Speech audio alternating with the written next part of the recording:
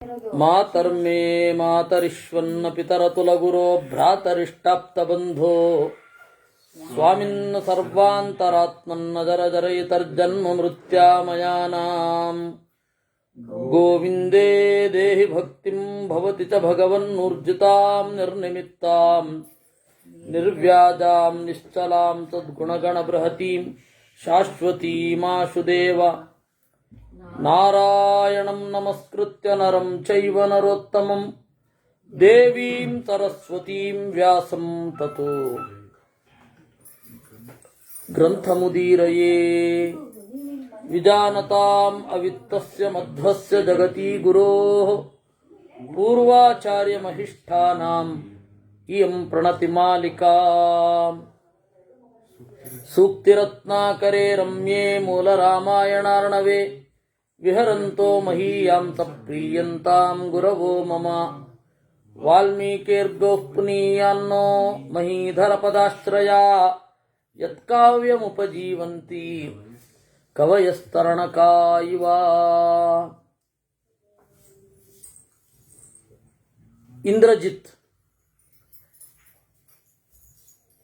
ಅವನು ಎಲ್ಲರ ಮೇಲೆ ಬಾಣ ಬಿಟ್ಟು ಕಾಣದಂತೆ ಮಾಯವಾದ. ವಸ್ತುತಃ ಮಾಯವಾದ ಅಂತ ಬಳಸಬಾರದು, ಅರ್ಥವೇ ಇಲ್ಲ ಅದಕ್ಕೆ ಕನ್ನಡದಲ್ಲಿ. ಕಣ್ಮರೆಯಾದ ಅನ್ಬೇಕು. ಆಗ ಅವನು ಹಾಗೆ ಕಣ್ಮರೆಯಾದಾಗ ಏನಾಯಿತು?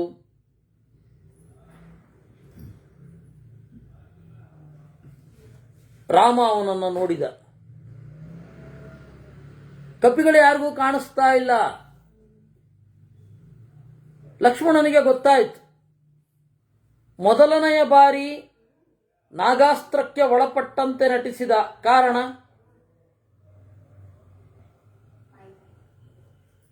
ಗರುಡನಿಗೆ ಸೇವೆ ಸಲ್ಲಬೇಕು, ಗರುಡ ಸೇವೆ ಮಾಡಲಿಕ್ಕೆ ಅವಕಾಶ ಕೇಳಿದ್ದಾನೆ, ಅದಕ್ಕೆ ಕೊಡಬೇಕು ಅಂತ. ಎರಡನೆಯ ಬಾರಿ ಹನುಮಂತನ ಬಲಪ್ರದರ್ಶನ ಆಗಬೇಕಿತ್ತು. ಆಮೇಲೂ ಅದಕ್ಕಾಗಿ ಸಂಜೀವಿನಿ ಪರ್ವತವನ್ನು ತಂದ. ಹಾಗೆ ಇನ್ನೊಮ್ಮೆ ಆಯಿತು. ಅದು ರಾವಣ ಮುಂದೆ ಕೊಂದಾಗ, ರಾವಣ ಲಕ್ಷ್ಮಣನನ್ನು ಹೊಡೆದಾಗ ಅವಾಗಲೂ ಆಗತ್ತೆ. ಹೀಗೆ ಎರಡು ಬಾರಿ ಸಂಜೀವಿನಿ ಪರ್ವತವನ್ನು ತಂದದ್ದಾಯಿತು. ಹೀಗೆ ಒಂದೊಂದು ಕಾರಣ ಇತ್ತು. ಯಾವಾಗ ಲಕ್ಷ್ಮಣ ಸಹಿಸ್ಲಿಕ್ಕಾಗಲಿಲ್ಲ ಅವನಿಗೆ, ಅಣ್ಣ ಅನುಮತಿ ಕೊಡು, ಬ್ರಹ್ಮಾಸ್ತ್ರ ಬಿಟ್ಟುಬಿಡುತ್ತೇನೆ ಎಂದ. ಆಗ ರಾಮದೇವರು ಹೇಳಿದ್ರು, ನೋಡಪ್ಪ, ಭಯಾತ್ ಅದೃಶ್ಯೇ ನವಿಮೋಕ್ತು ಮರಹಸಿ. ಹೆದರಿಕೆಯಿಂದ ಅಡಗಿ ಕೂತಿರುವವನ ಮೇಲೆ ಬ್ರಹ್ಮಾಸ್ತ್ರವನ್ನು ಬಿಡಬಾರದು, ಅದು ಬ್ರಹ್ಮಾಸ್ತ್ರಕ್ಕೆ ಅವಮಾನ. ನಿನಗಾಗಲಿಲ್ಲ ಅಂದರೆ ಹೇಳು, ನಿಹನ್ಮಿತಂ ಶರಮಾತ್ರ ಕೇಣ, ಒಂದು ಕೇವಲ ಬಾಣದಿಂದ ಕೊಂದು ಬಿಡುತ್ತೇನೆ ಅಂದಾಗ ಇಂದ್ರಜಿತ್ ಸುಮ್ಮನಾದ. ಲಕ್ಷ್ಮಣ ಸುಮ್ಮನಾದ. ಅವಾಗ ಇಂದ್ರಜಿತ್ ಏನು ಮಾಡಿದ? ರಾಮ ನೋಡಿದ್ದಾನೆ ನನ್ನನ್ನ ಅಂತ ಗೊತ್ತಾದ ಮೇಲೆ ಓಡಿ ಮತ್ತೆ ಹೋಮ ಮಾಡಲಿಕ್ಕೆ ಅಂತ ಹೋದ. ಇದನ್ನೇ ವಿಭೀಷಣ ಹೇಳಿದ. ಇಂದ್ರಜಿತ್ ಈಗ ನಿಕುಂಭಿಲ ಅನ್ನುವ ಸ್ಥಳಕ್ಕೆ ಹೋಗಿ ಯಾಗ ಮಾಡ್ತಾನೆ, ಮತ್ತೆ ಬಲಿಷ್ಠನಾಗ್ತಾನೆ. ಅದರೊಳಗಡೆ ಅವನನ್ನು ಕೊಲ್ಲಬೇಕು, ಲಕ್ಷ್ಮಣಾದಿಗಳನ್ನು ಕಳುಹಿಸು, ನಾನು ಕರ್ಕೊಂಡು ಹೋಗ್ತೇನೆ ಎಂದ. ಇಲ್ಲಿಯ ತನಕ ಆಗಿದ್ದು. ಅಂದರೆ 84 ಸರ್ಗಗಳಾಗಿದ್ವು. ಈಗ 85ನೆಯ ಸರ್ಗ ಮುಂದುವರಿಯುತ್ತೆ. ತಸ್ಯ ತದ್ವಚನಂ ಶ್ರುತ್ವಾ ರಾಘವ ಶೋಕಕರ್ಷಿತಃ ನೋಪಧಾರಯತೆ ವ್ಯಕ್ತಂ ಯದುಕ್ತಂ ತೇನ ರಕ್ಷಸಾ.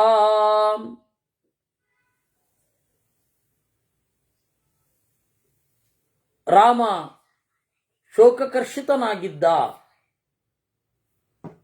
ಅವನು ಹೇಳಿದ್ದನ್ನ ಕೇಳಲಿಲ್ಲ. ನೋಪಧಾರಯತೆ ವ್ಯಕ್ತಂ ಯದುಕ್ತಂ ತೇನ ರಕ್ಷಸ.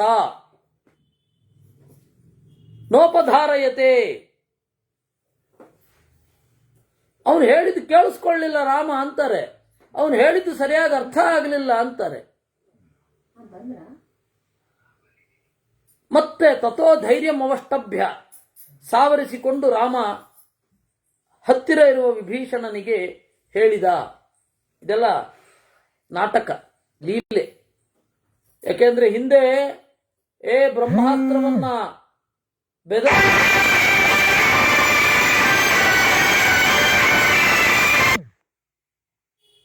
ಬೆದರದವನಿಗೆ ಎಸೆಯಬೇಡ ಅಂತ ಹೇಳಿದವನಿಗೆ ಇದೇನಿದು? ಹೀಗಿಲ್ವೇ ಇಲ್ಲ ವಸ್ತುತಃ. ಅದರಿಂದಾಗಿ ಕಂಡಂತೆ ಹೇಳಿದ್ದು ದರ್ಶನ ಭಾಷೆ. ಕಂಡದ್ದೆಲ್ಲ ನಿಜ ಆಗಿರಬೇಕಾಗಿಲ್ಲ. ನಟನೊಬ್ಬ ದುಃಖವನ್ನು ತೋರಿಸ್ತಾನೆ, ದುಃಖ ವಾಸ್ತವವಾ? ಹೇಗೋ ಹಾಗೆ. ನೈಋತಾಧಿಪತೆ ವಾಕ್ಯಂ ಯದುಕ್ತಂತೆ ವಿಭೀಷಣ ಭೂಯಸ್ತಚ್ಛ್ರೋತುಮಿಚ್ಛಾಮಿ ಬ್ರೂಹಿ ಯತ್ತೇ ವಿವಕ್ಷಿತಂ. ಓ ರಾವಣ, ಇದು ನೈಋತಾಧಿಪತೆ, ದೈತ್ಯರ ಒಡೆಯನೇ, ವಿಭೀಷಣನೇ, ನೀನೇನು ಹೇಳಿದಿ ಅದನ್ನ ಇನ್ನೊಮ್ಮೆ ಹೇಳು, ನಾನು ಕೇಳಿಸ್ಕೊಳ್ಬೇಕು ಅಂತ ಇದ್ದೇನೆ. ರಾಘವಸ್ಯ ವಚ ಶ್ರುತ್ವಾ ವಾಕ್ಯಂ ವಾಕ್ಯ ವಿಚಾರದ ಯತ್ತತ್ ಪುನರಿದಂ ವಾಕ್ಯಂ ಬಭಾಷೇಥ ವಿಭೀಷಣ.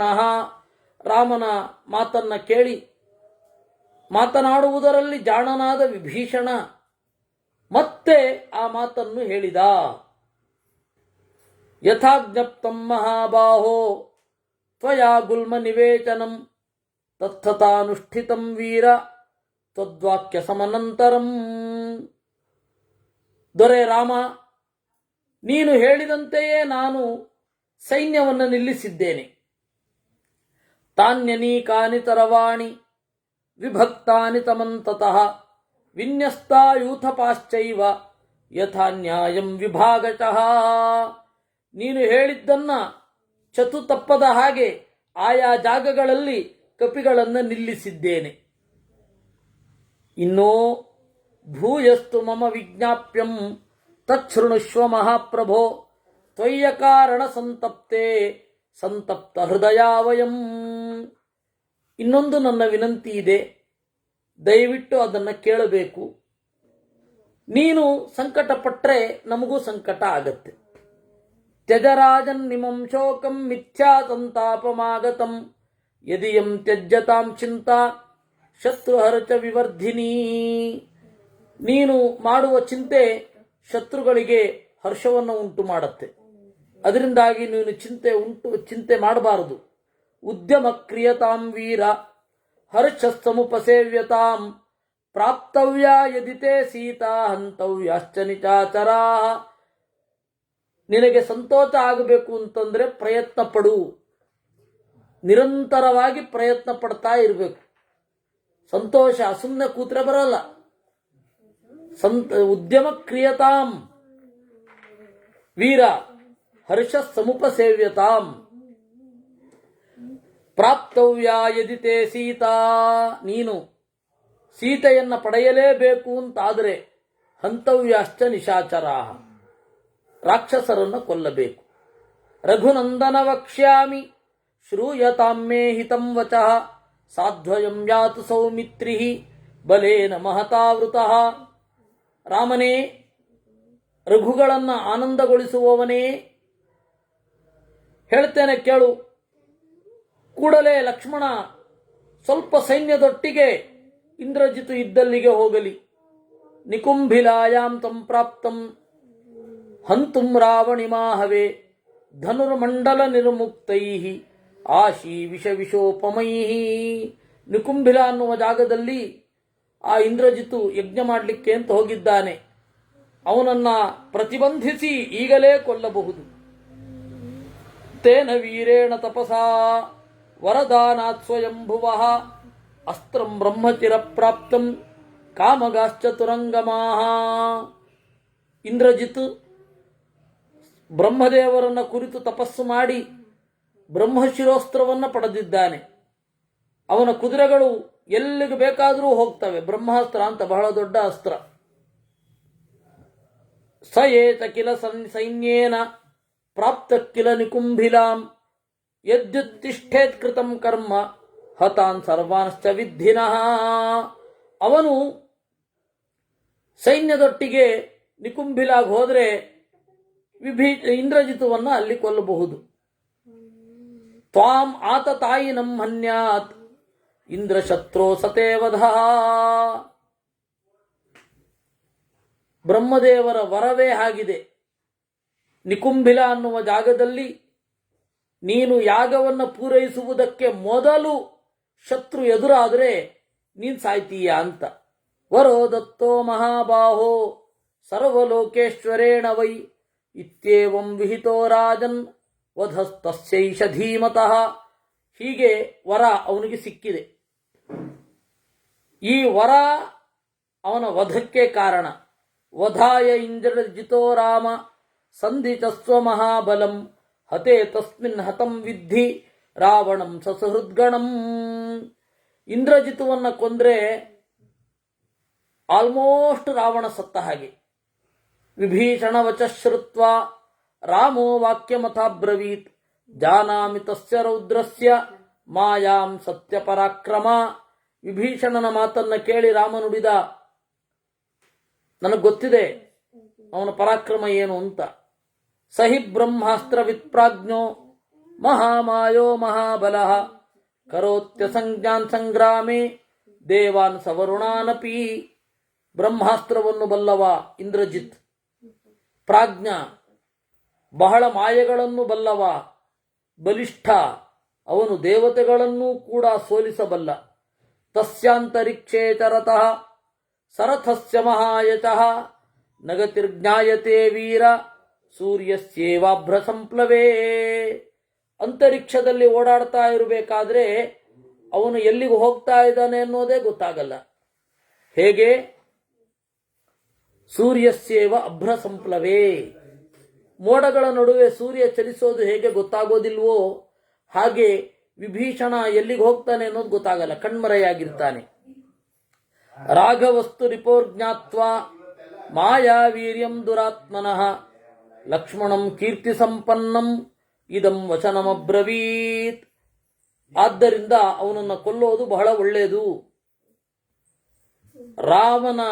ರಾಮ ಈ ಮಾತನ್ನ ಹೇಳಿ ಲಕ್ಷ್ಮಣಂ ಕೀರ್ತಿ ಸಂಪನ್ನಂ ಇದಂ ವಚನಮಬ್ರವೀತ್ ಲಕ್ಷ್ಮಣನಿಗೆ ನುಡಿದ.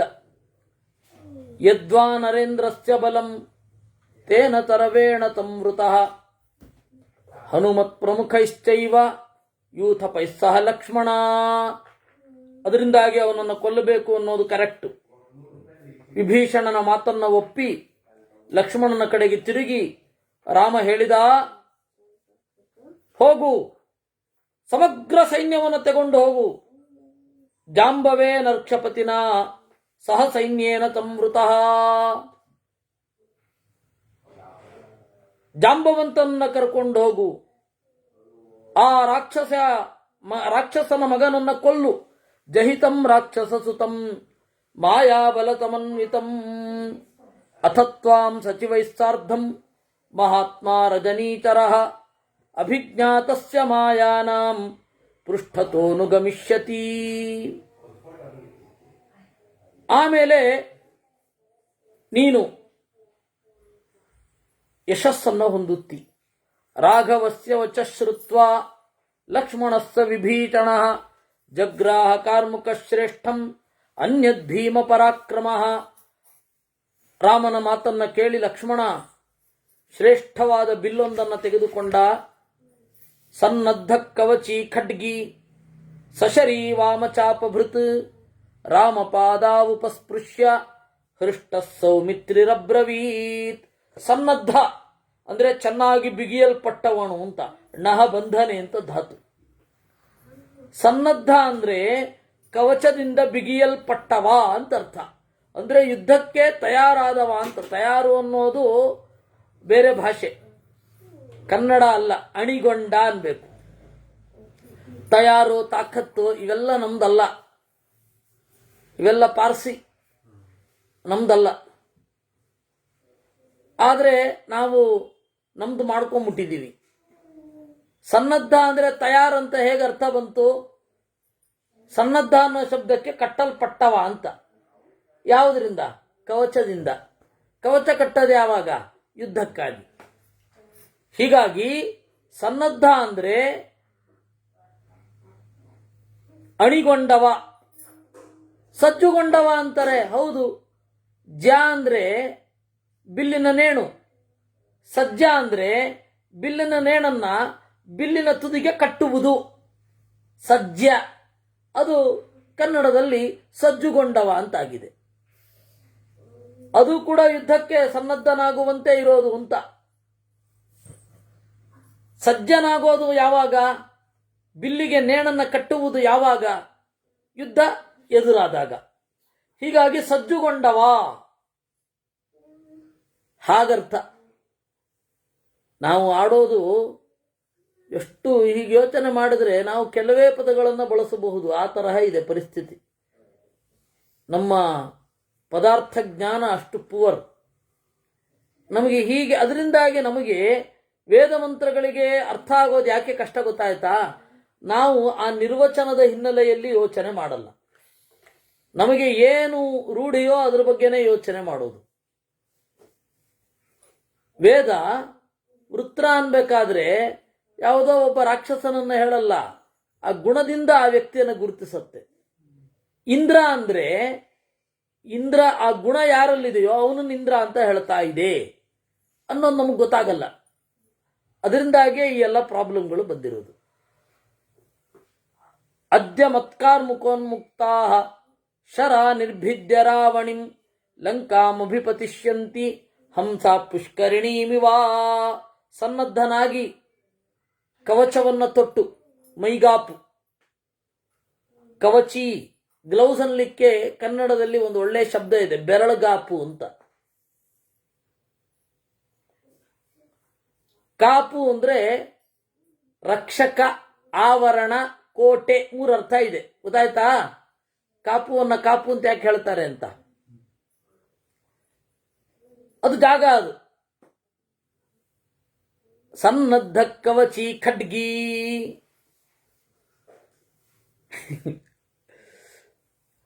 ಶುದ್ಧ ಕನ್ನಡದಲ್ಲಿ ರೆಡಿಯಾದ ಅಂದ್ಬಿಡ್ತಾರೆ ಅಂತ. ಶುದ್ಧ ಕನ್ನಡ ಅನ್ಬಾರದ್ರಿ, ಪ್ಯೂರ್ ಕನ್ನಡ ಅನ್ಬೇಕು. ಸಶರೀ ವಾಮಚಾಪ ಬರುತ್ತು, ಖಡ್ಗವನ್ನ ತೊಟ್ಟು, ಬಿಲ್ಲನ್ನ ಹಿಡಿದು, ಬಿಲ್ಲುಗಳೆರಡನ್ನೂ ಹಿಡಿದ, ರಾಮನ ಪಾದಗಳನ್ನ ಮುಟ್ಟಿ ನುಡಿದ. ಅದ್ಯ ಮತ್ಕಾರ್ಮುಕೋನ್ಮುಕ್ತಾ ಶರ ನಿರ್ಭಿದ್ಯ ರಾವಣಿಂ. ಇವತ್ತು ನನ್ನ ಬಿಲ್ಲಿನಿಂದ ಹೊರಟ ಬಾಣಗಳು ವಿಭೀಷಣ ಇಂದ್ರಜಿತುವನ್ನ ಕೊಂದು ನೆಲದಲ್ಲಿ ಕಚ್ಚಿಕೊಳ್ಳುತ್ತವೆ. ಅಂದ್ರೆ ಇಂದ್ರಜಿತುವನ ಮೈಯನ್ನ ಸೀಳಿಕೊಂಡು ಹೋಗಬೇಕು. ಹಾಗೆ ಹೋದ್ರೆ ಹಂಸಾಹ ಪುಷ್ಕರಣೀಮಿವ, ಅರಸಂಚೆಗಳು, ಅರಸಂಚೆ, ರಾಜಹಂಸಗಳು ಕಮಲದ ನಾಳವನ್ನು ಕುರಿತು ಇಳಿಯುವ ಹಾಗೆ ನನ್ನ ಬಾಣಗಳು ನೆಲವನ್ನು ಕಚ್ಚಿಕೊಳ್ಳುತ್ತವೆ. ಅಂಚೆ ಅಂದ್ರೆ ಹಂಸ. ಗೊತ್ತಾಯ್ತಾ? ಹಂಸ ಯಾವುದೋ ಕಾಲದಲ್ಲಿ ಹಂಸ ಇತ್ತು ಅಂತ ಕಾಣುತ್ತೆ.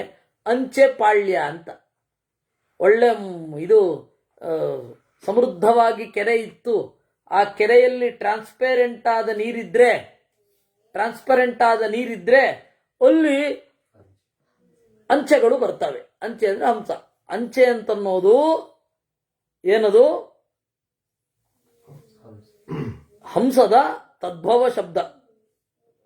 ನಮಗೆ ಆ ಅಂಚೆಯನ್ನ ಅದನ್ನ ಅವಾಗ ಅಲ್ಲಿ ಬಳಸ್ತಾ ಇದ್ರು. ಹಾಗೆ ಆ ಅಂಚೆಯನ್ನ ಕಾಗದಕ್ಕೆ ಬಳಸ್ಕೊಂಡ್ಬಿಟ್ಟಿದ್ದೀವಿ. ಈಗ ಅಂಚೆ ಅಂದ್ರೆ ಏನು ಗೊತ್ತಾಗೋದಿಲ್ಲ. ಇರ್ಲಿ. ಹಂಸಗಳು ತಾವರೆಯ ಕೊಳದಲ್ಲಿ ಬಾಗುವ ಹಾಗೆ ನನ್ನ ಬಾಣಗಳು ಹೋಗಿ ನೆಲದಲ್ಲಿ ಕಚ್ಚಿಕೊಳ್ಳುತ್ತವೆ. ಅದ್ಯೈವ ತಸ್ಯ ರೌದ್ರಸ್ಯ ಶರೀರಂ ಮಾಮಕಾಶ್ಚರಾ ವಿಧಮಿಷ್ಯಂತಿ ಭಿತ್ವಾತಂ ಮಹಾಚಾಪ ಗುಣಚ್ಯುತಾ. ಇವತ್ತೇ ನನ್ನ ಬಾಣಗಳು ಅವನ ಮೈಯನ್ನ ಸೀಳುತ್ತವೆ. ಏವ ಮುಕ್ತ್ವಾ ಚ ವಚನಂ ದ್ಯುತಿಮಾನ್ ಭ್ರಾತುರಗ್ರತಃ ಸರಾವಣಿವಧಾಕಾಂಕ್ಷಿ ಲಕ್ಷ್ಮಣಸ್ತ್ವರಿತಂ ಯಯೌ. ಈ ರೀತಿಯಾಗಿ ನುಡಿದು ರಾಮನೆದುರು ಲಕ್ಷ್ಮಣ ಇಂದ್ರಜಿತುವನ್ನು ಕೊಲ್ಲಬೇಕು ಎನ್ನುವ ಬಯಕೆಯಿಂದ ಬೇಗ ಬೇಗನೆ ಹೋದ. ಸೋಭಿವಾದ್ಯ ಗುರೋಪಾದೌ ಕೃತ್ವಾ ಚಾಪಿ ಪ್ರದಕ್ಷಿಣಂ ನಿಕುಂಭಿಲಾಮಭಿಯಯೌ ಚೈತ್ಯಂ ರಾವಣ ಪಾಲಿತಂ. ಗುರು ಅಂದ್ರೆ ಹಿರಿಯ ಅಂತ. ಹಿರಿಯರ ಅಡಿಗಳಿಗೆ ಬಾಗಿ ಕೃತ್ವಾ ಚಾಪಿ ಪ್ರದಕ್ಷಿಣಂ, ರಾಮನಿಗೆ ಸುತ್ತು ಬಂದು ನಿಕುಂಭಿಳಾಂ ಅಭಿಯಯೌ, ನಿಕುಂಭಿಲ ಅನ್ನುವ ಜಾಗಕ್ಕೆ ಹೋದ. ಚೈತ್ಯಂ ರಾವಣ ಪಾಲಿತಂ, ಚೈತ್ಯ ಅಂತ. ಚೈತ್ಯ ಅಂದ್ರೆ ಯಜ್ಞ ಮಾಡುವ ಜಾಗ. ಚಿತಿ, ಆ ಚಿತಿ ಅಂತಂದ್ರೆ ಯಜ್ಞ ಮಾಡುವ ಜಾಗ. ಅದು ಉಡುಪಿಯವರ ಬಾಯಲ್ಲಿ ಚಿಟ್ಟೆ ಆಗೋಗಿದೆ. ಚಿಟ್ಟೆ ಪೂಜುಣ ಅಂತಾರವರು. ನಾನು ಆ ಹೋದ ಹೊಸ್ತ್ರಲ್ಲಿ ಚಿಟ್ಟೆ ಹುಡುಕ್ತಾ ಇದ್ದೆ ನಾನು. ಚಿತಿ, ಚೈತ್ಯ ಅಂದ್ರೆ ಆ ಚಿತಿ ಇರುವ ಜಾಗ. ಚೈತ್ಯಂ ಅಂತಂದ್ರೆ ಚಿತಿ ಇರುವ ಜಾಗ, ಯಜ್ಞಭೂಮಿ ಅಂತ ಅರ್ಥ. ಅಲ್ಲಿಗೆ ಹೋದ. ವಿಭೀಷಣೇನ ಸಹಿತೋ ರಾಜಪುತ್ರ ಪ್ರತಾಪವಾನ್ ಕೃತಸ್ವಸ್ಥಯನೋ ಭ್ರಾತ್ರ ಲಕ್ಷ್ಮಣಸ್ತ್ವರಿತೋ ಯಯೌ. ವಿಭೀಷಣನ ಮಾರ್ಗದರ್ಶನದಲ್ಲಿ ತೆರಳಿದ ವಾನರಾಣಾಂ ಸಹಸ್ರೈಸ್ತು ಹನುಮಾನ್ ಬಹುಭಿರ್ವೃತಃ ವಿಭೀಷಣಶ್ಚ ಸಾಮಾತ್ಯೋ ಲಕ್ಷ್ಮಣಂ ತ್ವರಿತಂ ಯಯೌ. ಅನೇಕ ಸಾವಿರಾರು ಕಪಿಗಳನ್ನು ಕರ್ಕೊಂಡು ಹನುಮಂತನು ಹೊರಟ. ಆಮೇಲೆ ಕರಡಿಗಳ ಬಲವು ಅಲ್ಲಿಗೆ ಸೇರಿಕೊಂಡಿತ್ತು. ವೃಕ್ಷರಾಜ ಬಲಂ ಚೈವ. ದೂರ ಹೋದಾಗ ರಾಕ್ಷಸೇಂದ್ರ ಬಲಂ ದೂರಾತ್ ಅಪಶ್ಯದ್ವ್ಯೂಹಮಾಶ್ರಿತಂ. ಅನೇಕ ಜನ ರಕ್ಕಸರು ಆ ನಿಕುಂಭಿಲ ಅಂತನ್ನುವ ಯಜ್ಞದ ಸುತ್ತ ಕಾಯ್ತಾ ಕೂತಿದ್ರು. ಯಾರಾದ್ರೂ ಬಂದ್ರೆ ಅಂತ ಕಾಯ್ತಾ ಕೂತಿದ್ರು. ಇದುವರೆಗೂ ಯಾರು ಬಂದಿರಲಿಲ್ಲ. ಈಗ ಮೊದಲನೇ ಸರ್ತಿ ಬಂದಿದ್ದಾಯ್ತು. ಸಸಂಪ್ರಾಪ್ಯ ಧನುಷ್ಪಾಣಿ ಮಾಯಾಯೋಗಮರಿಂದಮಃ ತಸ್ಥೌ ಬ್ರಹ್ಮ ವಿಧಾನೇನ ವಿಜೇತುಂ ರಘುನಂದನಃ. ಹೀಗೆ ಅವನನ್ನು ಗೆಲ್ಲಬೇಕು ಅಂತ ಬಂದ. ವಿಭೀಷಣ, ಅಂಗದ, ಹನುಮಂತ ಎಲ್ಲರಿದ್ದಾರೆ. ವಿವಿಧ ಮಮಲ ಶಸ್ತ್ರ ಭಾಸ್ವರಂ ತದ್ಧ್ವಜ ಗಹನಂ ಗಹನಂ ಮಹಾರಥೈಶ್ಚ ಪ್ರತಿಭಯತಮಮಪ್ರಮೇಯ ವೇಗಂ ತಿಮಿರಮಿವ ದ್ವಿಷತಾಂ ಬಲಂ ವಿವೇಚ. ಅವನು ಪ್ರವೇಶ ಮಾಡಿದ. ಅದು ದಟ್ಟವಾದ ಕಾಡು. ಲಕ್ಷ್ಮಣ ಒಳಗಡೆ ಹೋಗ್ತಾ ಇದ್ದದ್ದು ಹೇಗೆ ಕಂಡಿತು ಅಂತಂದ್ರೆ, ತಿಮಿರಮಿವ, ಕತ್ತಲನ್ನು ಪ್ರವೇಶ ಮಾಡ್ತಾ ಇದ್ದಾಗಿತ್ತಂತೆ. ಆ ರೀತಿ ಲಕ್ಷ್ಮಣ ಒಳಗಡೆ ಹೋದ ಅನ್ನುವಲ್ಲಿಗೆ 85ನೇ ಸರ್ಗ. ಅಥ ತಸ್ಯಾಮವಸ್ಥಾಯಾಂ ಲಕ್ಷ್ಮಣಂ ರಾವಣಾನುಜಃ ಪರೇತಾಂ ಅಹಿತಂ ವಾಕ್ಯಂ ಅರ್ಥ ಸಾಧಕಮಬ್ರವೀತ್. ನೋಡಿದ ಲಕ್ಷ್ಮಣ ಬರ್ತಾ ಇದ್ದಾನೆ. ಸಿಟ್ಟು ಬಂತು ಇಂದ್ರಜಿತುವಿಗೆ. ನುಡಿದ, ಯದೇ ತದ್ರಾಕ್ಷಸಾನೀಕಂ ಮೇಘಶ್ಯಾಮಂ ವಿಲೋಕ್ಯತೆ ಏತದಾಯೋಧ್ಯತಾಂ ಶೀಘ್ರಂ ಕಪಿಭಿಶ್ಚ ಶಿಲಾಯುಧೈಃ. ಕಪಿಗಳಿಗೆ ನೋಡಿ ಅಂದ. ತನ್ನ ರಾಕ್ಷಸರಿಗೆ, ನೋಡಿ ಕಪಿಗಳನ್ನ ಯುದ್ಧ ಮಾಡಿ. ತಸ್ಯಾನೀಕಸ್ಯ ಮಹತೋ ಭೇದನೇಯತ ಲಕ್ಷ್ಮಣ ರಾಕ್ಷಸೇಂದ್ರ ಸುತೋಪ್ಯತ್ರ ಭಿನ್ನೇ ದೃಶ್ಯೋ ಭವಿಷ್ಯತಿ.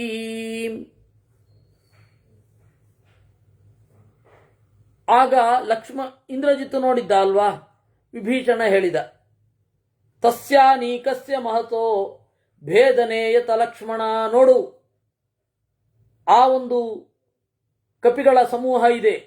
ಅದರ ನಡುವೆ ಇಂದ್ರಜಿತ್ತು ಇದ್ದಾನೆ, ಯಾಗ ಮಾಡ್ತಾ ಇದ್ದಾನೆ. ನಾವು ಭೇದಿಸ್ತೇವೆ, ನೀನು ಒಳಗಡೆ ಹೋಗಿ ಅವನನ್ನು ನೇರವಾಗಿ ಎದುರುಗೊಳ್ಳು. ಸತ್ವಮಿಂದ್ರಾಚ ನಿಪ್ರಕ್ಷೈಃ ಶರೈರವ ಕಿರಣ್ ಪರಾನ್ ಅಭಿದ್ರವಾಶು ಯಾವದ್ವೈ ನೈತತ್ಕರ್ಮ ಸಮಾಪ್ಯತೆ. ನೀನು ಬೇಗ ಬೇಗ ಓಡಬೇಕು. ಇಂದ್ರಜಿತು ಯಾಗವನ್ನು ಮುಗಿಸುವ ಮುನ್ನವೇ ಅವನನ್ನು ತಡವಬೇಕು. ತಡ ಮಾಡಬಾರದು, ಹೀಗೆ ನಿಂತಿರೋದಲ್ಲ, ಬೇಗ ಹೋಗಬೇಕು, ಚುರುಕಾಗಿರ್ಬೇಕು ಅಂದ.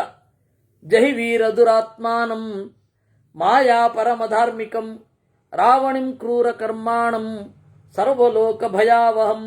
ದುರಾತ್ಮನಾದ, ಅಧಾರ್ಮಿಕನಾದ, ಮೋಸವೇ ಜೀವನದ ಗುರಿಯಾದ ರಾವಣನ ಮಗ ಇಂದ್ರಜಿತುವನ್ನ ನೀನು ಕೊಲ್ಲಬೇಕು. ವಿಭೀಷಣ ವಚಶ್ರುತ್ವ ಲಕ್ಷ್ಮಣಶ್ಚುಭಲಕ್ಷಣ ವವರಚ ಚರವರಚೇಣ ರಾಕ್ಷಸೇಂದ್ರ ಸುತಂ ಪ್ರತಿ. ಯಾವಾಗ ಆ ರೀತಿ ಹೇಳಿದನೋ, ವಿಭೀಷಣನ ಮಾತನ್ನ ಕೇಳಿದ ಲಕ್ಷ್ಮಣ ವೇಗವಾಗಿ ಬಾಣಗಳನ್ನು ಎಸೆಯುತ್ತಾ ಒಳನುಗ್ಗಿದ.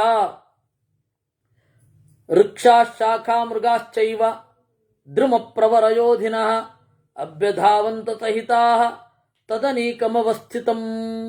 ಕರಡಿಗಳು, ಕಪಿಗಳು ಮೊದಲಾದವರೆಲ್ಲ ಧ್ರುವಪ್ರವರ ಯೋಧಿನಃ ಮರವನ್ನ ಕಿತ್ತು ಕೈಯಲ್ಲಿ ಹಿಡಿದು ನುಗ್ಗಿದರಂತೆ. ರಾಕ್ಷಸರೇನು ಕಡಿಮೆ, ತೀಕ್ಷ್ಣವಾದ ಬಾಣಗಳಿಂದ, ಕತ್ತಿಗಳಿಂದ, ಶಕ್ತಿ ತೋಮರಗಳಿಂದ ಕಪಿ ಸೈನ್ಯವನ್ನು ಎದುರುಗೊಂಡರು.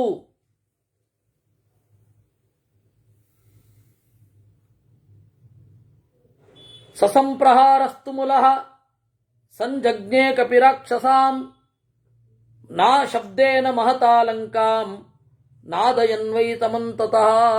ಘೋರವಾದ ಯುದ್ಧ ಆಯಿತು. ಥರಥರದ ಶಸ್ತ್ರಗಳು, ಚೂಪಾದ ಬಾಣಗಳು, ದಪ್ಪದಪ್ಪವಾದ ಮರಗಳು, ಮತ್ತೆ ಭಾರವಾದ ಕಲ್ಲು ಬಂಡೆಗಳು, ಅವುಗಳಿಂದ ಯುದ್ಧ ಆಯಿತು. ರಾಕ್ಷಸ ವಾನರೇಂದ್ರೇಷು ವಿಕೃತಾನನಬಾಹವಃ ನಿವೇಶಯಂತಃ ಶಸ್ತ್ರಾಣಿ ಚಕ್ರುಸ್ತೆ ಸುಮಹದ್ಭಯಂ. ರಕ್ಕಸರು ಕಪಿಗಳನ್ನು ಕುರಿತು ಘೋರವಾದ ಮುಖ ಮಾಡ್ಕೊಂಡು ಬಂದ್ರಂತೆ. ಇವರೇನು ಕಡಿಮೆ, ಇವರು ಹಲ್ಲು ಕಿರಿದ್ರೆ ಘೋರವಾಗಿರುತ್ತೆ. ಕಪಿಗಳು ಕಿರಿದ ಹಲ್ಲಿನ ಘೋರ ಮುಖದವರಾಗಿ ಇವರು ಕೂಡ ಎದುರು ನುಗ್ಗಿದರು. ಹೀಗೆ ಇಬ್ಬರೂ ಒಬ್ಬರಿಗೊಬ್ಬರು ಘೋರರಾಗಿ ಭಯಂಕರರಾಗಿ ನುಗ್ಗಿದ್ರು. ಕಪಿಗಳಿಂದ ರಾಕ್ಷಸರಿಗೆ ಕೆಲವರಿಗೆ ಭಯ ಆಯಿತು, ರಾಕ್ಷಸರಿಂದ ಕಪಿಗಳಿಗೆ ಕೆಲವರಿಗೆ ಭಯ ಆಯಿತು. ಸ್ವಮನೀಕಂ ವಿಷಣ್ಣಂತು ಶ್ರುತ್ವಾ ಶತ್ರುಭಿರರ್ಧಿತಂ ಉದತಿಷ್ಠತ ದುರ್ಧರ್ಷಃ ಸಕರ್ಮಣ್ಯನುದಿಷ್ಠತೆ. ಯಾವಾಗ ತನ್ನ ಬಲ ಕಳೆಗುಂದಿತು, ಭಯಗೊಂಡಿತು, ಆಗ ದಿಗ್ಗನ ಎದ್ದು ನಿಂತ ಇಂದ್ರಜಿತ್. ಇನ್ನು ಕೆಲಸ ಮುಗ್ದಿಲ್ಲ. ವೃಕ್ಷಾಂಧಕಾರ ನಿರ್ಗಮ್ಯ ಜಾತ ಕ್ರೋಧಸ್ತರಾವಣಿ ಆರುರೋಹ ರಥಂ ಸಜ್ಜಂ ಪೂರ್ವಯುಕ್ತಂ ಸುಸಂಯತಂ. ಆ ಕತ್ತಲೆಯ ಒಳಗಡೆಯಿಂದ ಮರದಿಂದ ಆಚೆ ಬಂದು, ತನ್ನ ಅಡಗಿಕೊಂಡಿದ್ದ ಜಾಗದಿಂದ ಆಚೆ ಬಂದು ಏರಿದ ರಥವನ್ನ ಸಭೀಮ ಕಾರ್ಮುಕ ತರಹ ಕೃಷ್ಣಾಂಜನ ಚಯೋಪಮಃ ರಕ್ತಾಸ್ಯ ನಯನೋ ಭೀಮೋ ಬಭೌ ಮೃತ್ಯುರಿವಾಂತಕಃ. ಭೀಕರವಾದ ಬಿಲ್ಲು ಬಾಣಗಳು, ಕೃಷ್ಣಾಂಜನ ಚಯೋಪಮಃ, ಕಾಡಿಗೆಯ ಬೆಟ್ಟವೋ ಎಂಬಂತೆ ಇದ್ದ. ಕಾಡಿಗೆ ಕಪ್ಪು, ಕಪ್ಪು ಬೆಟ್ಟವೋ ಎಂಬಂತೆ ಇದ್ದಂತೆ. ಅವನನ್ನು ಗುರುತಿಸಬಹುದಿತ್ತು. ರಕ್ತಾಸ್ಯ ನಯನ, ಮೋರೆ ಕಣ್ಣು ಕೆಂಪಾಗೋಗಿತ್ತು, ಅದರಿಂದ ಓ ಇವನು ಅಂತ. ದೃಷ್ಟ್ವೈವತು ರಥಸ್ಥಂ ತಂ ಪರ್ಯವರ್ತತ ತದ್ಬಲಂ. ಸರಿ, ಇಂದ್ರಜಿತು ಬಂದ ಅಂತ ಹೇಳಿ ರಾಕ್ಷಸರಿಗೆಲ್ಲ ಉತ್ಸಾಹ ಬಂತು. ಆ ಕಾಲದಲ್ಲಿ ಹನುಮಂತ ಏನು ಮಾಡಿದ, ಒಂದು ದೊಡ್ಡ ಮರವನ್ನ ಕಿತ್ತಿದ. ಸರಾಕ್ಷಸಾನಾಂ ತತ್ಸೈನ್ಯಂ ಕಾಲಾಗ್ನಿರಿವ ನಿರ್ದಹನ್. ರಾಕ್ಷಸರನ್ನ ಹೊಡಿಲಿಕ್ಕೆ ಶುರು ಮಾಡಿದ. ಅದನ್ನು ನೋಡಿ ಕಪಿಗಳೆಲ್ಲ, ರಾಕ್ಷಸರೆಲ್ಲ ಹನುಮಂತನಿಗೆ ಸಾವಿರಾರು ಬಾಣಗಳನ್ನು ಎಸೆದರು. ಬೇರೆ ಬೇರೆ ಆಯುಧಗಳಿಂದ ಅವನನ್ನ ತಡವಿದರು. ಅವನೂ ಕೂಡ ಒಬ್ಬನೇ ಯುದ್ಧ ಮಾಡಲಿಕ್ಕೆ ಶುರು ಮಾಡಿದ. ಇಂದ್ರಜಿತ್ ನೋಡಿದ.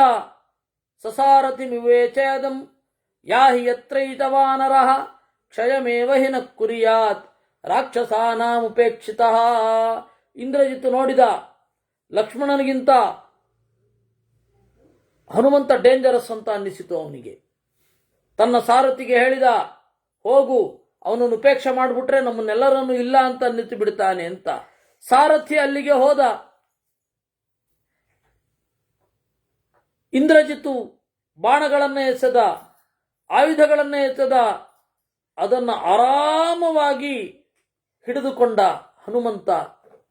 ತಗೊಂಡು ಹೇಳಿದನಂತೆ, ಯುದ್ಧಸ್ವ ಯದಿ ಶೂರೋಸಿ ರಾವಣಾತ್ಮಜ ದುರ್ಮತೆ ವಾಯುಪುತ್ರಂ ಸಮಾಸಾಧ್ಯ ನ ಜೀವನ್ ಪ್ರತಿಯಾಸ್ಯಸಿ. ಏನೋ ನಿನ್ನನ್ನು ನೀನು ದೊಡ್ಡ ಶೂರ ಅಂತ ಅನ್ಕೊಂಡ್ಬಿಟ್ಟಿದ್ಯಾ? ಎಲ್ಲರ ಕಣ್ಣಿಗೆ ಕಾಣದೆ ಯುದ್ಧ ಮಾಡೋದು ದೊಡ್ಡ ಪರಾಕ್ರಮವೋ?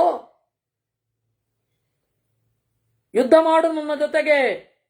ಬಾಹುಭ್ಯಾಂ ಸಂಪ್ರಯುದ್ಧಸ್ವ ಯದಿ ಮೇದ್ವಂದ್ವ ಮಾಹವೇ ವೇಗಂ ಸಹಸ್ವ ದುರ್ಬುದ್ಧೇ ತತಸ್ತ್ವಂ ರಕ್ಷಸಾಂವರಃ.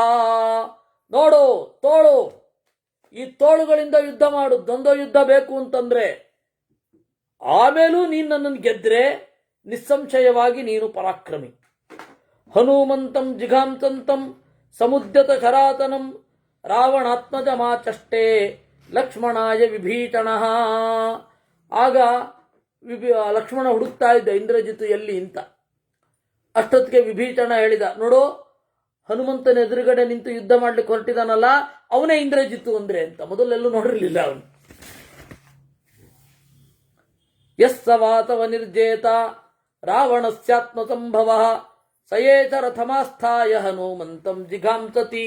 ಯಾರು ಇಂದ್ರನನ್ನ ಗೆದ್ದಿದ್ನೋ ಅಂತಹ ಇಂದ್ರಜಿತುವೇ ಮೇಘನಾದನೇ ಈಗ ಹನುಮಂತನನ್ನು ಹೊಡಿಲಿಕ್ಕೆ ಅಂತ ಇದ್ದಾನೆ. ಹೋಗು, ನೀನು ಕೊಲ್ಲು.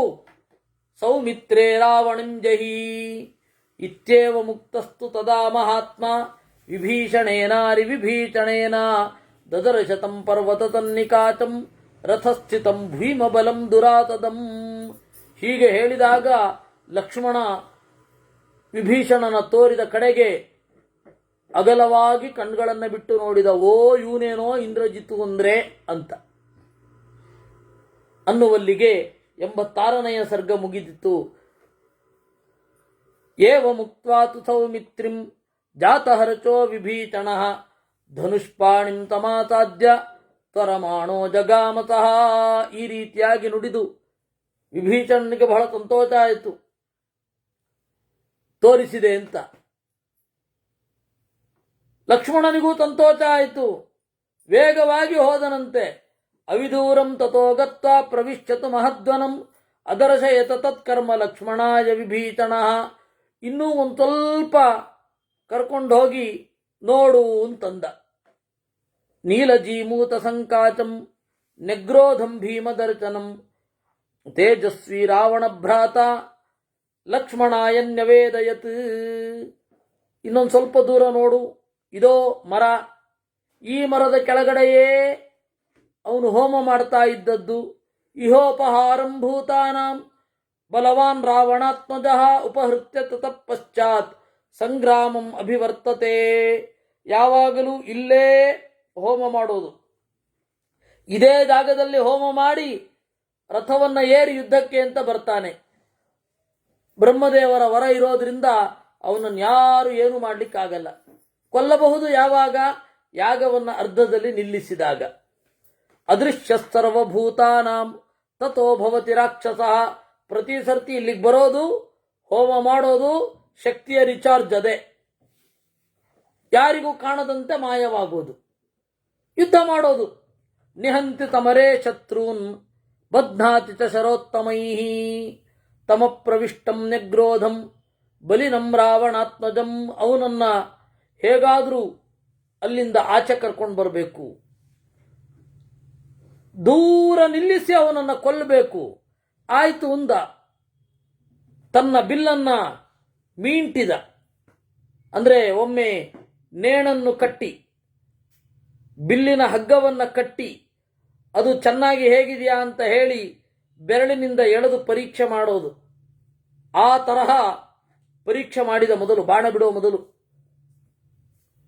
ಆಗ ಇಂದ್ರಜಿತು ನೋಡಿದ. ಇಂದ್ರಜಿತುವಿಗೆ ಆಹ್ವಾನ ಕೊಟ್ಟ ಲಕ್ಷ್ಮಣ. ಸಮಾಹ್ವಯೇ ತ್ವಾಂ ತಮರೇ ಸಮ್ಯಗ್ ಯುದ್ಧಂ ಪ್ರಯಚ್ಛಮೇ. ನಿನ್ನನ್ನು ಯುದ್ಧದಲ್ಲಿ ಆಹ್ವಾನ ಮಾಡ್ತಾ ಇದ್ದೇನೆ. ಇದೋ ನನಗೆ ಯುದ್ಧವನ್ನು ಕೊಡು. ಈ ರೀತಿ ಹೇಳಿದಾಗ ಒರಟಾಗಿ ನುಡಿದ. ಮೊದಲು ವಿಭೀಷಣನನ್ನು ನೋಡಿದ ಅವನು. ಇಂದ್ರಜಿತುವಿನ ದೃಷ್ಟಿ ಲಕ್ಷ್ಮಣನಿಗಿಂತ ಮೊದಲು ವಿಭೀಷಣನ ಮೇಲೆ ಬಿತ್ತು. ಸಿಟ್ಟಿನಿಂದ ಹೇಳಿದ ಅಂತೆ, ಇಹತ್ವಂ ಜಾತತಂ ವೃದ್ಧ ಸಾಕ್ಷಾತ್ ಭ್ರಾತಾ ಪಿತುರ್ಮಮ ಕಥಂ ದೃಶ್ಯಸಿ ಪುತ್ರಸ್ಯ ಪಿತೃವ್ಯೋ ನಾಮ ರಾಕ್ಷಸ. ಏನಪ್ಪ ನಿನ್ ಚಿಕ್ಕಪ್ಪ ಅಲ್ವಾ? ನಾನು ಯಾರು? ನಿನ್ನ ಅಣ್ಣನ ಮಗ. ನನಗೇ ದ್ರೋಹ ಮಾಡಬಹುದೋ? ನನ್ನನ್ನು ಕೊಲ್ಲಿಸಲಿಕ್ಕೆ ನೀನೇ ಈ ಉಪಾಯವನ್ನು ಹೇಳಬಹುದೋ? ನ ಜ್ಞಾತಿತ್ವಂ ನ ಸೌಹಾರ್ದಂ ನ ಜಾತಿಸ್ತವ ದುರ್ಮತೆ ಪ್ರಮಾಣಂ ನ ಚ ಸೌಂದರ್ಯಂ ನ ಚ ಧರ್ಮೋ ಧರ್ಮದೂಷಣ. ಒಂದು ಸಂಬಂಧಿಕರು ಅಂತ ಬೇಡವೆ? ಚಿಕ್ಕಂದಿನಲ್ಲಿ ಎತ್ತಿ ಆಡಿಸಿದ ಮಗು ಅಂತ ಒಂದು ಸೌಹಾರ್ದ ಪ್ರೀತಿ ಬೇಡವೆ? ಜಾತಿ ಬೇಡವೆ? ನನ್ನದೇ ಆದ ರಾಕ್ಷಸ ಜಾತಿಯವನು ಇವನನ್ನು ನಾನು ಸುಲಭವಾಗಿ ಕಳ್ಕೊಳ್ಬಾರದು ಅನ್ನೋದೊಂದು ದಯೆ ಬೇಡವೆ? ಜಾತಿ ಬೇಡವೆ? ಎಲ್ಲ ಜಾತ್ಯತೀತರು ಅಂದರೆ ಜಾತಿ ಮಾತನಾಡುವವರು ಅಂತ. ಯಾರಿಗೆ ಜಾತಿ ಅತಿಯೋ ಅವರು ಜಾತ್ಯತೀತರು. ಅತಿಯಾಗಿ ಜಾತಿ ಮಾತಾಡೋದು ಅವರೇ. ಅವನು ಮೊದಲೆಲ್ಲ ಇದೆಲ್ಲ ಭಾವನೆಯೇ ಇರಲಿಲ್ಲ, ಈಗ ಮಾತ್ರ ಪ್ರಶ್ನೆ. ಯಸ್ತ್ವಂ ಪ್ರಮಾಣಂ ನ ಚ ಸೌಂದರ್ಯಂ ನ ಧರ್ಮೋ ಧರ್ಮದೂಷಣ. ಅಲ್ಲ, ತಮ್ಮನಿಗೆ ಅಣ್ಣನಿಗೆ ದ್ರೋಹ ಮಾಡಬಾರದು ಅನ್ನೋದು ಗೊತ್ತಾಗಲ್ಲ ನಿನಗೆ? ಧರ್ಮವೇ? ನೀನು ವಿಭೀಷಣ ಅಲ್ಲ, ಧರ್ಮದೂಷಣ. ಧರ್ಮವನ್ನು ಹಾಳು ಮಾಡಲಿಕ್ಕಿರುವವನು. ಶೋಚ್ಯಸ್ತಮಸಿ ದುರ್ಬುದ್ಧೆ ನಿಂದನೀಯಶ್ಚ ಸಾಧುಭಿ ಯಸ್ತ್ವಂ ಸ್ವಜನಮುತ್ಸೃಜ್ಯ ಪರಭೃತ್ಯತ್ವಮಾಗತಃ. You are pitiable. ನಿಂದನೀಯ. ಮುಂದಿನ ಲೋಕ ನಿನ್ನನ್ನು ಬೈಯುತ್ತೆ. ನಿನ್ನ ಜನರಿಗೆ ಕೈಕೊಟ್ಟು ಬೇರೆಯವರ ಭೃತ್ಯನಾಗೋದೆ. ನೈತಚ್ಛಿತಿಲಯ ಬುದ್ಧ್ಯ ತ್ವಂ ವೇತ್ಸಿ ಮಹದಂತರಂ ಕ್ವಚ ಸಜ್ಜನ ತಂ ವಾತಃ ಕ್ವಚ ನೀಚ ಪರಾಶ್ರಯ. ನಿನಗೆ ಗೊತ್ತಾಗ್ತಾ ಇಲ್ಲ, ಯಾಕೆಂದ್ರೆ ಬುದ್ಧಿ ಇಲ್ಲ. ನಿನ್ನ ಬುದ್ಧಿ ಕೆಟ್ಟೋಗಿದೆ. ಸ್ವಜನರನ್ನ ಬಿಟ್ಟು ನೀಚರನ್ನ ಆಶ್ರಯಿಸಿದೆಯಲ್ವಾ? ಸರಿಯೋ ಇದು? ಗುಣವಾನ್ವಾ ಪರಜನ ಸ್ವಗುಣೋ ನಿರ್ಗುಣೋಪಿವ ನಿರ್ಗುಣ ಸ್ವಜನ ಶ್ರೇಯಾನ್ ಯಪ್ಪರಪ್ಪರ ಏವತಃ. ಪರಜನರಲ್ಲಿ ದುರ್ಗುಣ ಇರಬಹುದು, ಸದ್ಗುಣ ಇರಬಹುದು. ಬೇರೆಯವರಲ್ಲಿ, ಪರದೇಶಿಗಳಲ್ಲಿ ಸದ್ಗುಣ ಇರಬಹುದು. ಸ್ವಜನರಲ್ಲಿ ಗುಣವೇ ಇಲ್ಲದಿರಬಹುದು. ಯಾರನ್ನ ಒಪ್ಪಬೇಕು? ಸ್ವಜನರನ್ನ. ಯಾಕೆ ಅಂದ್ರೆ ಏನೇ ಗುಣ ಇದ್ರೂ ಅವನು ಬೇರೆಯವನೇ, ಏನೇ ದುರ್ಗುಣ ಇದ್ರೂ ಇವ್ರು ನಮ್ಮವರೇ. ಎಲ್ಲ ಶಾಂತಿಪ್ರಿಯರದ್ದೇ ಮಾತು. ನಿರನುಕ್ರೋಚತಾಚೇಯಂ ಯಾದೃಚೀತೆ ನಿಶಾಚರ ಸ್ವಜನೇನ ತ್ವಯಾ ಶಕ್ಯಂ ಪೌರುಷಂ ರಾವಣಾತ್ಮಜ. ಈ ತರಹ ಒಂದು ಕರುಣೆ ಇಲ್ಲದೆ ನಡೆಯೋದೆ? ನಿನ್ನವರಲ್ಲಿ ಯಾಕೆ ಇಷ್ಟು ಸಿಟ್ಟು? ತಪ್ಪಲ್ವಾ ನೀನು ಮಾಡಿದ್ದು ಅಂದ. ಇತ್ಯುಕ್ತೋ ಭ್ರಾತೃಪುತ್ರೇಣ ಪ್ರತ್ಯುವಾಚ ವಿಭೀಷಣ ಅಜಾನನ್ನಿವ ಮಚ್ಛೀಲಂ ಕಿಂ ರಾಕ್ಷಸ ವಿಕಥಸೆ. ಆಗ ವಿಭೀಷಣ ಹೇಳ್ತಾನೆ, ಓಹೋ, ಇವತ್ತೇ ನನ್ನ ಪರಿಚಯ ಆಗಿದ್ದೋ ತಮಗೆ? ಹಿಂದೆ ನಾನು ಯಾವತ್ತೂ ಗೊತ್ತೇ ಇರಲಿಲ್ವೋ? ನನ್ನ ಶೀಲ, ನನ್ನ ಕ್ಯಾರೆಕ್ಟರು ನಿಮಗೆ ಹಿಂದೆ ಕಿವಿಗೆ ಬಿದ್ದಿಲ್ವೇ? ಕಣ್ಣಿಗೆ ಬಿದ್ದಿಲ್ವೇ? ಅನುಭವಕ್ಕೆ ಬರಲಿಲ್ವೇ? ಗುಣೋಯ ಪ್ರಥಮೋ ನೃಣಾಂ ತನ್ಮೇ ಶೀಲಮರಾಕ್ಷಸಂ. ನೋಡಿ, ಮನುಷ್ಯರಲ್ಲಿ ಲೆಕ್ಕಕ್ಕೆ ಬರೋದು ಕಡೆಗೆ ಗುಣವೇ, ಬೇರೆ ಅಲ್ಲ. ಏನೇ ಹೊರಗಡೆಯ ಕವರ್ಗಳಿರಬಹುದು, ಆ ಕವರ್ಗಳೆಲ್ಲ ತೊಲಗಿದ ಮೇಲೆ ಕಡೆಗೆ ಗುಣ. ನರಸಿಂಹನನ್ನ ಕುರಿತು ಈ ಮನ್ಯು ಸೂಕ್ತಕ್ಕೆ ವ್ಯಾಖ್ಯಾನ ಇದೆ ನಮ್ಮ ಗುರುಗಳದು. ಅದರಲ್ಲಿ ಒಂದು ಅದ್ಭುತವಾದ ಮಾತಿದೆ. ಋಷಭ ಸೂಕ್ತಕ್ಕೂ ಇದೆ. ಆ ಎರಡು ಮಾತು ಬಹಳ ಅದ್ಭುತ. ಯತ್ರ ಕಾಕಾಹ ಕೋಕಿಲಂತಿ ಪಂಡಿತಂತಿ ಜಡಾ ಅಪಿ ದುರ್ಯೋಧನಂತಿ ಬೋದ್ಧಾರಹ ತತ್ರ ದೇವೋ ನೃಸಿಂಹತಿ. ಇದನ್ನ ಸಂಸ್ಕೃತ ವ್ಯಾಕರಣ ಪ್ರಕ್ರಿಯೆಯಲ್ಲಿ ನಾಮಧಾತು ಅಂತ ಕರೀತಾರೆ.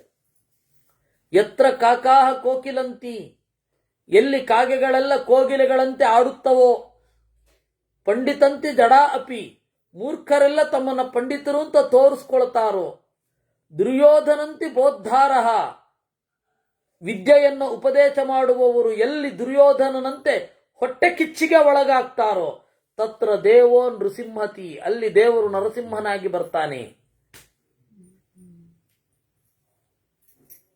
ಭೀಮಸೇನ ಕಂಡ ಸೂಕ್ತ. ಇನ್ನು ಅದೇ ಭೀಮಸೇನ ದುರ್ಯೋಧನನ ತಲೆ ಒದೆಯುವಾಗ ಕಂಡ ಸೂಕ್ತ ಋಷಭ ಸೂಕ್ತ. ಆ ಋಷಭ ಸೂಕ್ತದ ಮಂಗಳಾಚರಣೆಯಲ್ಲಿ ಗುರುಗಳ ಮಾತಿದೆ. ಸ್ವೈರಂ ಕಾಕಾಹ ಕೋಕಿಲಂತು ಪಂಡಿತಂತು ಜಡಾ ಅಪಿ ಸಮ್ಮುಖೇ ನರಸಿಂಹಸ್ಯ ಯೋಯೋ ಯೋಯ ಸಯೇವ ಸಹ. ಖಂಡಿತವಾಗಿ ಕಾಗೆಗಳು ಕೋಗಿಲೆಗಳಂತೆ ವೇಷ ಧರಿಸಲಿ, ಅಥವಾ ಬೇರೆ ಜನರು ಕಾಗೆಗಳನ್ನೇ ಕೋಗಿಲೆಗಳು ಅಂತ ಅಂದುಕೊಳ್ಳಿ, ಪಂಡಿತಂತು ಜಡಾ ಅಪಿ, ಬೇರೆ ಬೇರೆ ಜನರ ಪಾಲಿಗೆ ದಡ್ಡರೆಲ್ಲ ಬುದ್ಧಿವಂತರ ಹಾಗೆ ಕಾಣಲಿ, ಆದರೆ ದೇವರ ಎದುರುಗಡೆ ಯಾರ್ಯಾರು ಏನೇನೋ ಅವರವ್ರು ಅದದೇ. ಅಂದ್ರೆ ದೇವರಿಂದ ಸ್ವರೂಪವನ್ನು ಮುಚ್ಚಿಡ್ಲಿಕ್ಕಾಗಲ್ಲ. ಗುಣ ಅನ್ನೋದು ಮುಖ್ಯ ಅನ್ನೋದು ಅದರ ತಾತ್ಪರ್ಯ. ಭೀಮಸೇನ ಅದಕ್ಕೆ ವಿಭೀಷಣ ಅದಕ್ಕೆ ಸಿಮಿಲರ್ ಆಗಿ ಹೇಳ್ತಾನೆ. ಗುಣೋಯ ಪ್ರಥಮ ನೃಣಾಂ ತನ್ಮೇ ಶೀಲಮರಾಕ್ಷಸಂ. ನೀನು ಹುಟ್ಟಿದಂದಿಂದ ನೋಡ್ತಾ ಇದೆಯಲ್ವ ನನ್ನ ಶೀಲ, ಕ್ಯಾರೆಕ್ಟರ್ ರಾಕ್ಷಸ ಜಾತಿಗೆ ಭಿನ್ನವಾದದ್ದು ಅಂತ ಗೊತ್ತಿರಲಿಲ್ಲ ನಿನಗೆ?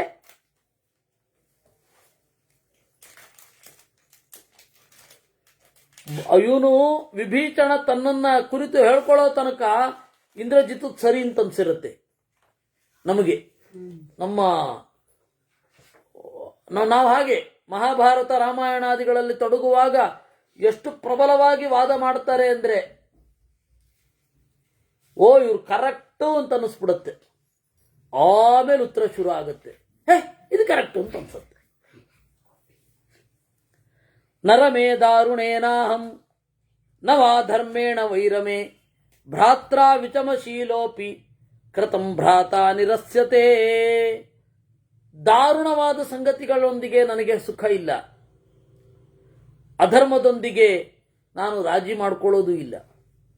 ಸುಖವಾಗಿರಬೇಕು, ಅದಕ್ಕಾಗಿ ಅಧರ್ಮದ ಜೊತೆಗೆ ರಾಜಿಯಾಗಿ ಬಿಡ್ತೇನೆ, ಇಲ್ಲ.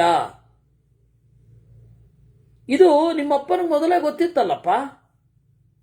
ಭ್ರಾತ್ರ ವಿಷಮಶೀಲೋಪಿ ಕಥಂ ಭ್ರಾತ ನಿರಸ್ಯತೆ. ಏನ್ ಹೇಳಿದೆ ನೀನು? ಅಣ್ಣನ ಮಗನಿಗೆ ದ್ರೋಹ ಮಾಡಬಹುದಾ ಅಂದಿ. ತಮ್ಮನನ್ನೇ ಹೊರಗಡೆ ಅಟ್ಟಬಹುದಾ ನಿಮ್ಮಣ್ಣ ಅಂತ ಕೇಳಲ್ಲ ನಾನು. ಧರ್ಮಾತ್ಮಚ್ಯುತಶೀಲಂ ಹಿ ಪುರುಷಂ ಪಾಪ ನಿಶ್ಚಯಂ ತ್ಯಕ್ತ್ವಾ ಸುಖಮವಾಪ್ನೋತಿ ಹಸ್ತಾತ್ ಆಶೀವಿತಂ ಯಥಾ. ಧರ್ಮಾತ್ ಪ್ರಚ್ಯುತಶೀಲಂ, ಧರ್ಮದಿಂದ ಜಾರಿರುವವನನ್ನ ಬಿಟ್ರೆ ಸುಖ. ಕೈಯಲ್ಲಿ ಹಾವಿಟ್ಕೊಂಡಿದ್ದಷ್ಟು ರಿಸ್ಕೆ, ಹಾವನ್ನು ಎಷ್ಟು ಬಿಡಬೇಕು ದೂರ, ಆಗಲೇ ಸುಖ. ಪರಸ್ವಹರಣೇ ಯುಕ್ತಂ ಪರಧಾರಾಭಿಮರ್ಚಕಂ ತ್ಯಾಜ್ಯಮಾಹುರ್ದುರಾತ್ಮಾನಂ ವೇಷ್ಮ ಪ್ರಜ್ವಲಿತಂ ಯಥಾ. ಬೇರೊಬ್ಬರ ಹಣವನ್ನ ಹೊಡೆಯೋದೇ, ಬೇರೊಬ್ಬರ ಹಣವನ್ನ ಕೊಳ್ಳೆ ಹೊಡೆಯೋದೇ ಯಾರಿಗೆ ಯುಕ್ತವೋ, ಬೇರೊಬ್ಬರ ಹೆರರ ಹೆಂಡಿರನ್ನ ತಡಹುವುದೇ ಯಾರಿಗೆ ಮುಖ್ಯವೋ ಅಂಥವನನ್ನು ಬಿಟ್ಬಿಡ್ಬೇಕಂತೆ. ಶಾಸ್ತ್ರ ಹೇಳಿದೆ, ವೇಷ್ಮ ಪ್ರಜ್ವಲಿತಂ ಯಥಾ. ಉರಿಯುವ ಮನೆಯನ್ನ ವಿವೇಕಿಯಾದವನು ಬಿಡುವ ಹಾಗೆ ಬಿಡಬೇಕು.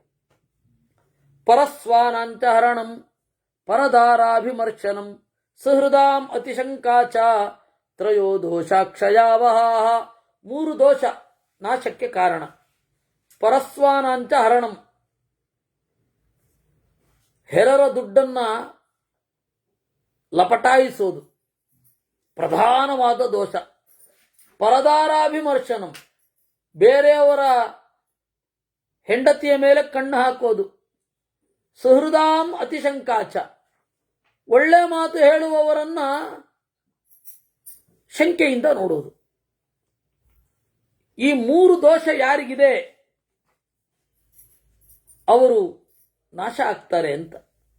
ಮಹರ್ಷೀಣಾಂವಧೋ ಘೋರ ಸರ್ವದೇವೈಶ್ಚ ವಿಗ್ರಹ ಅಭಿಮಾನಶ್ಚ ರೋಷಶ್ಚ ವೈರತ್ವಂ ಪ್ರತಿಕೂಲತಾ. ಋಷಿಗಳನ್ನ ಕೊಂದೆ ಘೋರವಾಗಿ, ಎಲ್ಲ ದೇವತೆಗಳ ಜೊತೆಗೆ ಜಗಳ ಕಟ್ಟಿಕೊಂಡೆ, ಇದರ ಮೇಲೆ ಯಾರ ಮಾತನ್ನು ಕೇಳಬಾರದು ಅನ್ನೋ ಅಭಿಮಾನ ಬೇರೆ, ಸ್ವಲ್ಪವನ್ನು ನೋಡಿದರೂ ಬಹಳ ಸಿಟ್ಟು ಬರೋದು ಬೇರೆ. ವೈರತ್ವಂ, ಜಗಳ ಅಂದರೆ ಬಹಳ ಇಷ್ಟ ನಿನಗೆ. ಪ್ರತಿಕೂಲತ, ಉಲ್ಟಾನೇ ಹೋಗೋದು, ಅದು ನಿನ್ನ ಧರ್ಮ.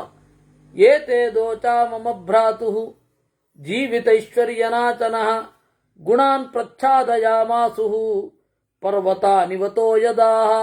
ಈ ದೋಷಗಳೆಲ್ಲ ಒಬ್ಬನ ಬದುಕನ್ನು ನಾಶ ಮಾಡಿಬಿಡುತ್ತವೆ. ರಾವಣನಲ್ಲಿ ಇರುವ ಬಲ, ಗುಣ, ವಿದ್ಯೆ ಎಲ್ಲವೂ ಕೂಡ ಮುಚ್ಚಿ ಹೋದವು ಈ ದೋಷಗಳಿಂದ. ಹೇಗೆ ಪರ್ವತಾನಿವತೋಯದಾಹ, ಮೋಡಗಳು ಬೆಟ್ಟವನ್ನು ಮುಚ್ಚುವ ಹಾಗೆ ಈ ದೋಷಗಳು ರಾವಣನ ಇಡೀ ಬಾಳನ್ನು ಮುಚ್ಚಿದವು. ದೋಷೇ ಹಾಗಂತ ಹೇಳಿ ರಾವಣ ಅಭಿಮಾನಿ ಸಂಘ ಇದರಿ ಏನ್ ದುರಂತ. ರಾವಣ ಶ್ರೇಷ್ಠ ಬ್ರಾಹ್ಮಣ ಅಂತ ರಾವಣನೇ ಕ್ಲೇಮ್ ಮಾಡ್ಕೊಂಡಿಲ್ಲ, ನೀವ್ಯಾರು ಕ್ಲೇಮ್ ಮಾಡೋದು? ಅವನು ರಾಕ್ಷಸ ಅಂತಾನೆ. ಇವತ್ತು ಯಾವುದೋ ಒಂದು ಅಬದ್ಧವಾದ ಒಂದು ಪದ್ಯ ಇದೆ, ಬರೇ ಅನುಕರಣಾತ್ಮಕವಾದ ಶಬ್ದ, ಅದು ಶಿವತಾಂಡವ ಸ್ತುತಿ ಅಂತ. ಅನುಕರಣಾತ್ಮಕವೇ ಎಲ್ಲ ಶಬ್ದ ಏನಿದೆ ಅದಕ್ಕೆ ಅರ್ಥ ಇರಲ್ಲ, ಹೆಚ್ಚು ಅನುಕರಣ. ಢಮ ಢಮ ಢಮ ಎಂದು ಕುಣಿಯುವವನು ಅಂತಂದ್ರೆ ಆ ಇಡೀ ಶಬ್ದ ಹಾಗೆ ಇದ್ರೆ ಇಡೀ ಎಲ್ಲಿ ಏನು. ನಮ್ಮಲ್ಲೊಂದುಂಟು ಪಾಪ, ಅದನ್ನ ವಿದ್ವದಗ್ರೇಸರರಾದ ವಿಜಯೇಂದ್ರ ಸ್ವಾಮಿಗಳು ತಲೆ ಕಟ್ಬಿಟ್ಟಿದ್ದಾರೆ. ಅರ್ಥವೇ ಇಲ್ಲದ ಒಂದು ನರಸಿಂಹಸ್ತುತಿ, ಬೋಖಂಡಂ ವಾರಣಾಂಡಂ ಅಂತ. ಅಯ್ಯೋ, ಅದರಷ್ಟು ಕೆಟ್ಟ ಒಂದು ಪದ್ಯವೇ ಮಾಡ್ಲಿಕ್ಕೆ ಸಾಧ್ಯ ಆಗಲ್ಲ. ಎಂತಹ ಅವ್ಯುತ್ಪನ್ನನ ಕೈನಲ್ಲೂ ಮಾಡ್ಲಿಕ್ಕಾಗಲ್ಲ. ಆ ತರಹ ಇದೆ. ಅದನ್ನು ತಗೊಂಬಂದು ಅವರು ತಲೆ ಕಟ್ಟಿ ವಿಜಯೇಂದ್ರ ಸ್ವಾಮಿಗಳ ಮಾನ ಮರ್ಯಾದೆ ತೆಗಿಲಿಕ್ಕೆ ನಾವು ತಯಾರಾಗಿದ್ದೀವಿ.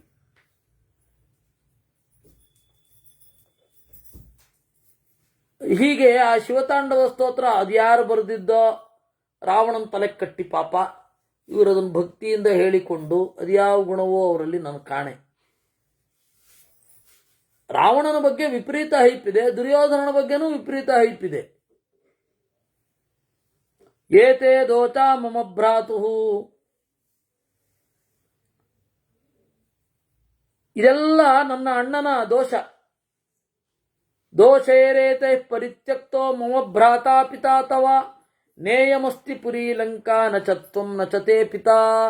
ಈ ಎಲ್ಲ ದೋಷಗಳಿದೆ ಅಂತ ಅವನನ್ನು ಬಿಟ್ಟಿದ್ದೇ ವಿನಃ ಏನೋ ವೈಯಕ್ತಿಕವಾದ ದ್ವೇಷದಿಂದ ಅಲ್ಲ.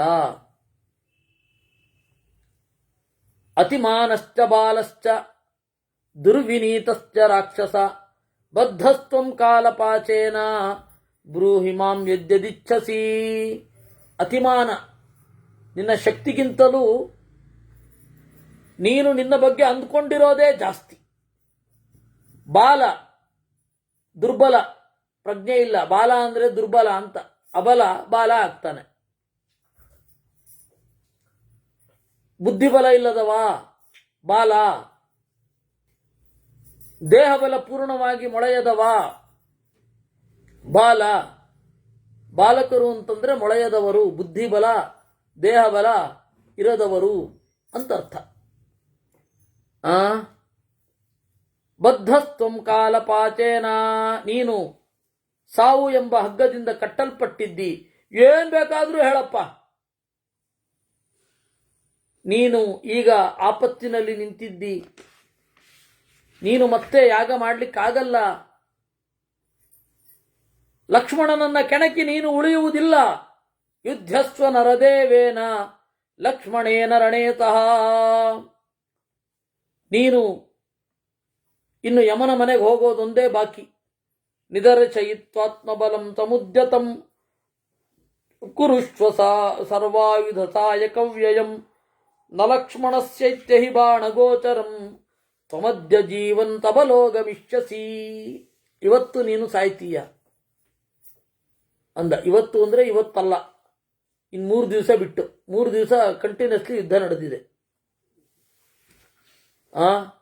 ಅದನ್ನು ನಾವು ಮುಂದಿನ ಶನಿವಾರ ಅರ್ಧ ಗಂಟೆ ನೋಡ್ತೀವಿ, 3 ದಿವಸದ ಯುದ್ಧವನ್ನು. ಇಲ್ಲಿಗೆ 87ನೆಯ ಸರ್ಗ ಮುಗಿದಿದೆ. ಇದು ಇರೋದು. ಆಮೇಲೆ ಕೃಷ್ಣಪ್ರಿಯ ಅನ್ನುವವರು ಪ್ರಶ್ನೆ ಮಾಡ್ತಾ ಇದ್ದಾರೆ, ಕೈಲಾಸ ಪರ್ವತ ಎತ್ತಬೇಕಾದ್ರೆ ಆ ಸ್ತೋತ್ರದ ರಚನೆಗೆ ಪ್ರಸನ್ನನಾಗಿ ಶಿವಚಂದ್ರಾಸ್ತ್ರ ಇಲ್ಲಪ್ಪ. ಕತೆ ಇದೆ, ಮೂಲದಲ್ಲಿ ಇಲ್ಲ ಅಷ್ಟೆ. ಕತೆ ಏನೇನೇನೇನೋ ಇದೆ, ಅದೆಲ್ಲ ಯಾರ್ಯಾರೋ ಕಲ್ಪನೆ ಮಾಡಿ ತಮಗೆ ತಲೆಗೆ ತೋಚಿದ್ದನ್ನೆಲ್ಲ ಬರೆದು ಬಿಟ್ಟಿದ್ದಾರೆ. ಆ ಥರ ಏನಿಲ್ಲ. ಕೈಲಾಸ ಪರ್ವತ ಎತ್ತಲಿಕ್ಕೆ ಹೋದ, ಅಲ್ಲಿ ಪೆಟ್ಟು ಬಿತ್ತು, ಎಲ್ಲ ನಿಜ. ಆದರೆ ಈ ಸ್ತೋತ್ರ ಮಾಡಿದ ಅಂತ ಇಲ್ಲ. ಕೃಷ್ಣಾರ್ಪಣಮಸ್ತು. ಅದನ್ನು ಉತ್ತರಾಖಂಡದಲ್ಲಿ ನೋಡಿ ನೀವು, ಉತ್ತರಾಖಂಡದಲ್ಲೇ ಬರುತ್ತೆ. ಕೃಷ್ಣಾರ್ಪಣಮಸ್ತು.